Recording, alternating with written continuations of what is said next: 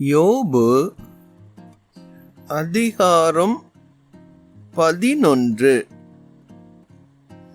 அப்பொழுது நாகமாத்தியனாகிய சோப்பார் பிரதியுத்தரமாக, ஏராளமான வார்த்தைகளுக்கு உத்தரவு சொல்ல வேண்டாமோ? வாய்ச்சாலகன் நீதிமானாய் விளங்குவானோ? உம்முடைய வீம்பு வார்த்தைகளுக்கு மனுஷர் மௌனமாய் இருப்பார்களோ? நீர் பரியாசம் பண்ணும்போது ஒருவரும் உம்மை வெட்கப்படுத்த வேண்டாமோ? என் சொல் சுத்தம் என்றும் நான் தேவருடைய பார்வைக்கு துப்புரவானவன் என்றும் நீர் சொல்லுகிறீர். ஆனாலும் தேவன் பேசி உமக்கு விரோதமாய் தம்முடைய உதடுகளை திறந்து உமக்கு ஞானத்தின் இரகசியங்களை வெளிப்படுத்தினால் நலமாயிருக்கும்.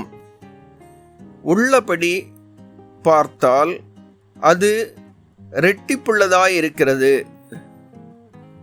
ஆகையால் உம்முடைய அக்கிரமத்திற்கு ஏற்றபடி தேவன் உம்மை தண்டிக்கவில்லை என்று அறிந்து கொள்ளும். தேவனுடைய அந்தரங்க ஞானத்தை நீர் ஆராய்ந்து சர்வ வல்லவருடைய சம்பூரணத்தை நீர் அறியக்கூடுமோ? அது வான பரியந்தம் உயர்ந்தது. உம்மால் என்ன ஆகும்? அது பாதாளத்திலும் ஆழமானது. நீர் அறியக்கூடியது என்ன? அதன் அளவு பூமியை பார்க்கிலும் நீளமும் சமுத்திரத்தை பார்க்கிலும் அகலமுமாயிருக்கிறது.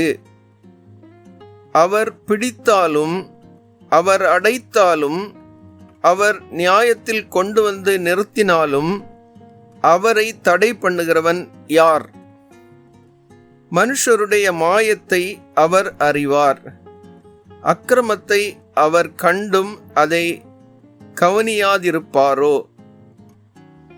புத்தியில்லாத மனுஷன் காட்டு கழுதை குட்டிக்கு ஒப்பாக பிறந்திருந்தாலும் பெரும் நெஞ்சுள்ளவனாயிருக்கிறான். நீர் உம்முடைய இருதயத்தை ஆயத்தப்படுத்தி உம்முடைய கைகளை அவருக்கு நேராக விரித்தால் நலமாயிருக்கும். உம்முடைய கையிலே அக்கிரமம் இருந்தால் அதை தூரத்தில் அகற்றிவிட்டு அநியாயம் உம்முடைய கூடாரங்களில் வாசமாயிருக்க ஒட்டாதிரும். அப்பொழுது உம்முடைய முகத்தை மாசில்லாமல் ஏறெடுத்து பயப்படாமல் திடன் கொண்டிருப்பீர். அப்பொழுது நீர் வருத்தத்தை மறந்து கடந்து போன தண்ணீரைப் போல அதை நினைப்பீர். அப்பொழுது உம்முடைய ஆயுசு காலம் பட்ட பகலை பார்க்கிலும் பிரகாசமாயிருக்கும். இருள் அடைந்த நீர் விடியற்காலத்தை போல் இருப்பீர். நம்பிக்கை உண்டாயிருக்கிறதினால் திடனாயிருப்பீர். தோண்டி ஆராய்ந்து சுகமாய் படுத்துக் கொள்வீர். பயப்படுத்துவார் இல்லாமல் நித்திரை செய்வீர்.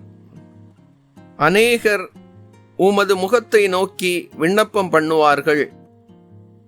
துன்மார்க்கருடைய கண்கள் பூத்துப்போய் அவர்கள் அடைக்கலம் அவர்களை விட்டொழிந்து அவர்கள் நம்பிக்கை சாகிறவன் சுவாசம் போல் அழிந்து போகும் என்றான்.